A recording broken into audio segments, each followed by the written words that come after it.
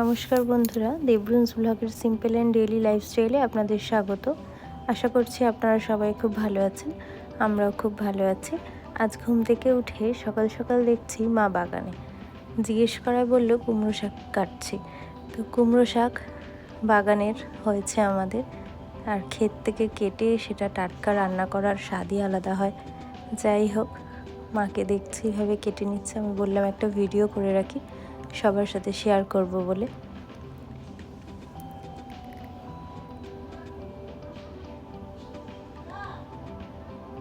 এরপর কুমড়ো শাকগুলো ভালো করে দেখলাম কেটে নিল।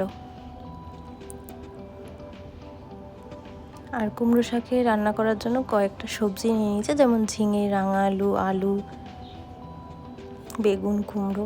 তারপর কড়াইতে তেল গরম করে আলুগুলো ভাজতে দিয়ে দিয়েছে, অবশ্যই সর্ষের তেলে। মাকে বললাম আজকে রান্নাটা দাও, আমি করি। তো আলু ভাজার সাথে সাথে রাঙা আলুগুলো দিয়ে দিলাম, কারণ এগুলো নরম হতে একটু সময় নেয়। আলু আর রাঙা আলুটা ভালো করে ভেজে নেব।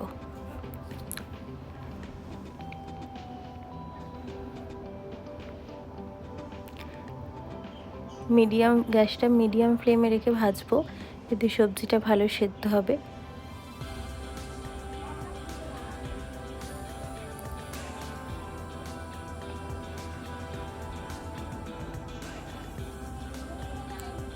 ওই পাশে হচ্ছিল দুপুরে ভাত দিয়ে খাওয়ার জন্য একটু আলু ভাজা। যাই হোক,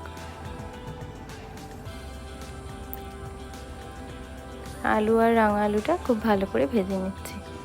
আজকে রান্নাটাও নিরামিষ, আপনারা অবশ্যই ট্রাই করতে পারেন।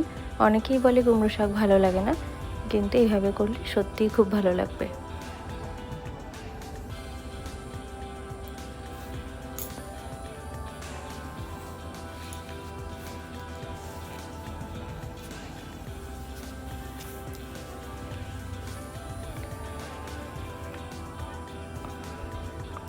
আলু আর রাঙা আলু মোটামুটি ভাজা হয়ে এসেছে।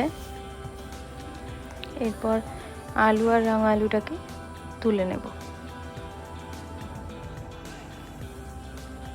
সামান্য একটু হলুদ দিয়ে দেব।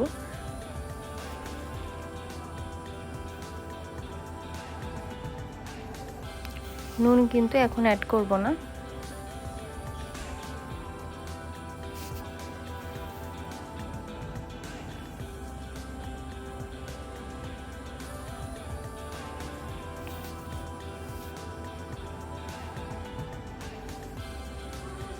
হলুদ দিয়ে কিছুক্ষণ নাড়াচাড়া করে তুলে নেব। খুব বেশি আগে হলুদ দেব না।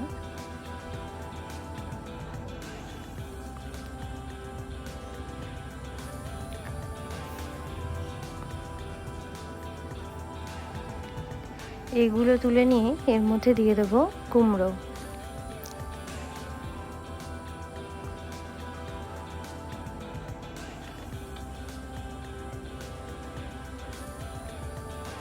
কুমড়োগুলো দিয়েও সেটাকে ভালো করে ভেজে নেব। মিডিয়াম ফ্লেমে রাখবো গ্যাসটা।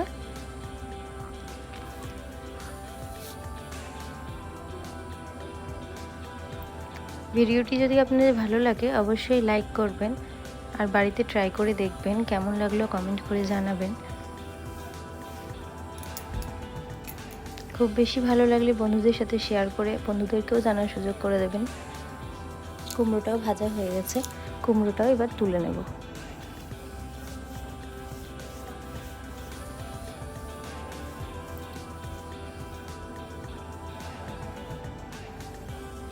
এরপর দিয়ে দেব ঝিঙে।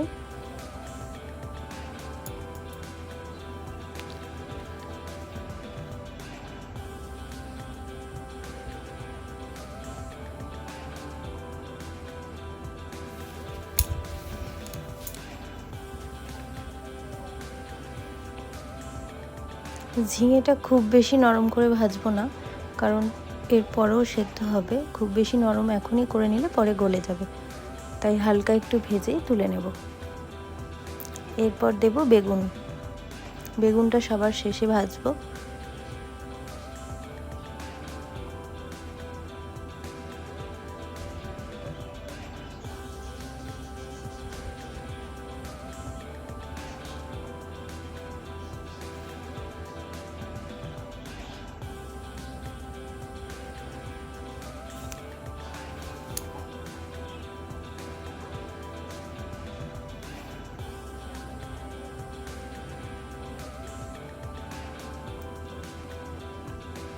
বেগুনটা ভাজা হয়ে গেছে, বেগুনটা এবার তুলে নিচ্ছি।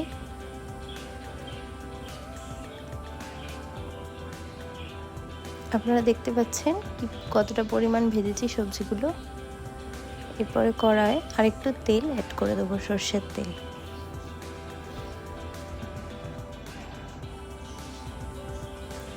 এক টেবিল চামচ মতন সর্ষের তেল অ্যাড করে দেবো।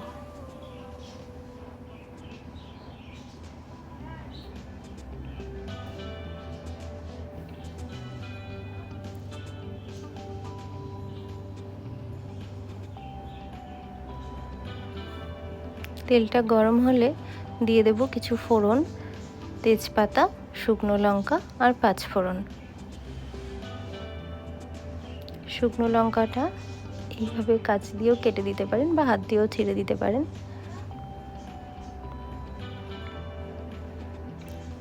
এরপর দিয়ে দিচ্ছি তেজপাতা আর 1 পিঞ্চ মতন পাঁচফোড়ন। ফোড়নটা 2-3 সেকেন্ড ভাজবো। ফোড়ন থেকে একটা খুব সুন্দর গন্ধ উঠবে। গন্ধটা বেরোলে দিয়ে দেব কেটে রাখা কুমড়ো শাক। শাকটা কেটে আগে থেকে ভালো করে ধুয়ে রেখেছি। এরপর কুমড়ো শাকগুলো দিয়ে দেবো। এখন যেটাতে রান্না করছি সেটা খুব ছোট মনে হলেও একটু পরেই শাকটা মজে যাবে। আপনাদের অসুবিধা হলে আপনারা একটু বড় পাত্র ব্যবহার করতে পারেন। শাকটা দিয়ে চেষ্টা করব সামান্য একটু মিশিয়ে নেওয়ার ফোড়নটা।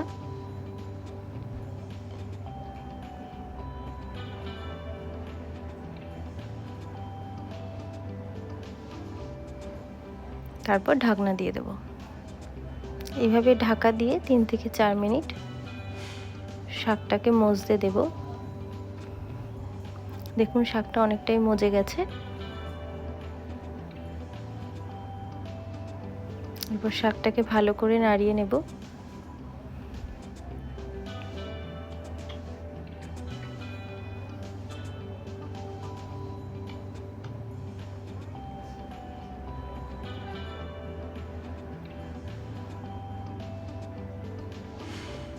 এরপর আস্তে আস্তে সবজিগুলো, যেমন আলু, রাঙা আলু, এইগুলো দেব।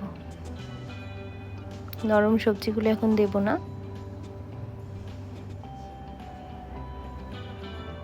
ঝিঙে,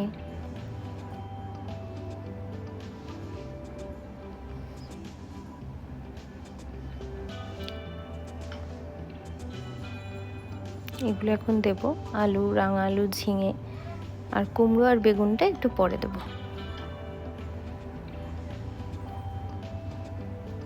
নয়তো খাওয়ার সময় কুমড়ো আর বেগুন খুঁজে পাওয়া যাবে না। সবজিগুলো দিয়ে খুব ভালো করে মিশিয়ে নেব। দিয়ে একটু চাপা দিয়ে দেবো, আবারও কিছুক্ষণ মজতে দেব। 3 থেকে 4 মিনিট এভাবে ঢাকা দিয়ে রাখবো। 3-4 মিনিট পর এভাবে ঢাকনা খুলে আবারও নাড়িয়ে নেব। আর অবশ্যই গ্যাসটা মিডিয়াম ফ্লেমে রাখবেন। খুব বেশি হাই ফ্লেমে রাখলে নিচে লেগে যাওয়ার ভয় থাকে।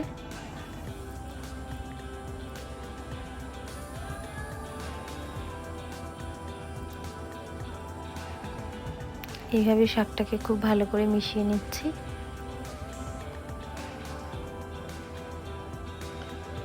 আবারও কিছুক্ষণ ঢাকা দিয়ে দেব। এরপর ঢাকনা খুলে আবারও একটু নাড়িয়ে চাড়িয়ে নেব। আর গুঁড়ো মশলা, কুমড়ো আর বেগুনটা আগে অ্যাড করব।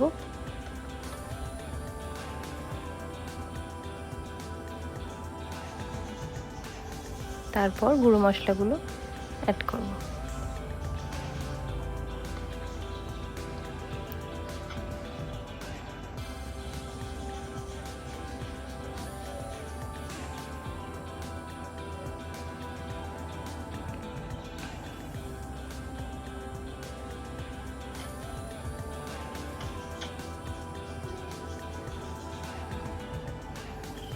এরপর দিয়ে দিচ্ছি 1/2 টিস্পুন নুন।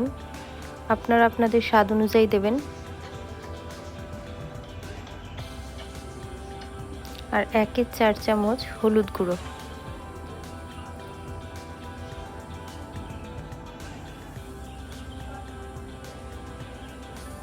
1/4 টিস্পুন হলুদ গুঁড়ো,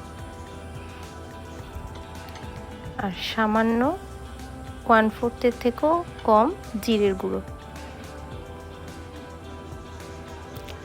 এরপর খুব ভালো করে মিশিয়ে নিতে হবে গুঁড়ো মশলাগুলোকে। গুঁড়ো মশলা দেওয়ার পরে আমরা জল অ্যাড করব।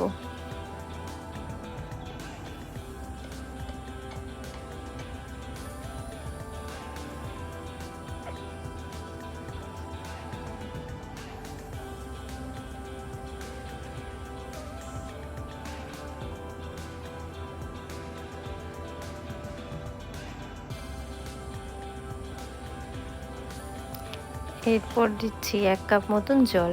সবজিগুলো ঠিক এই রকম ভাবে থাকবে জলের মধ্যে, খুব বেশি ডুবে যাবে না, কারণ এটা তো মাখা মাখা একটা তরকারি। এবার কিছুক্ষণ ঢাকা দিয়ে দেবো। ঢাকনা খোলার পর দিয়ে দিচ্ছি পোস্ত বাটা। পোস্তর সাথে 2-1টা কাঁচা লঙ্কা নিয়েছিলাম। পোস্ত আর কাঁচা লঙ্কাকে বেটে শাকের মধ্যে এরপর অ্যাড করে দিচ্ছি।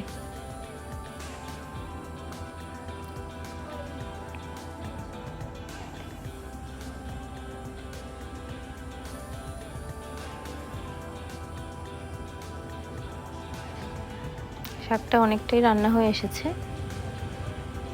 এরপর দিয়ে দেবো সামান্য পরিমাণ চিনি। 1 চামচ চিনি দিয়ে দিলাম। চিনি দিয়ে খুব ভালো করে মিশিয়ে নেব।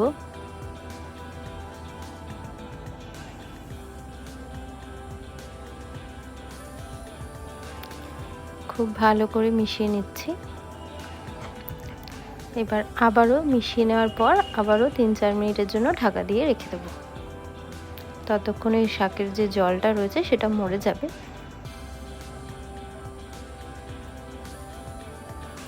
ফিরে আসছি 3-4 মিনিট পর।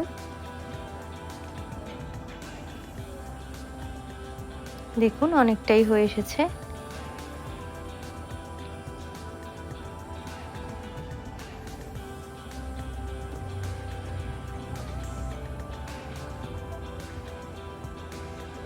আর একটু শুকাতে দেব। সব কিছু দেখেই বোঝা যাচ্ছে খুব ভালো করে সেদ্ধ হয়ে গেছে।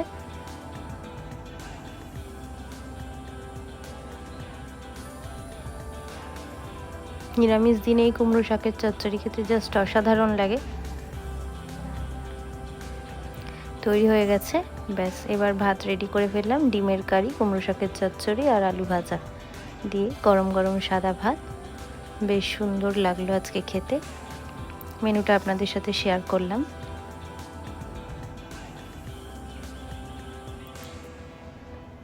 Thank you. আবার দেখা হবে পরের ভিডিওতে।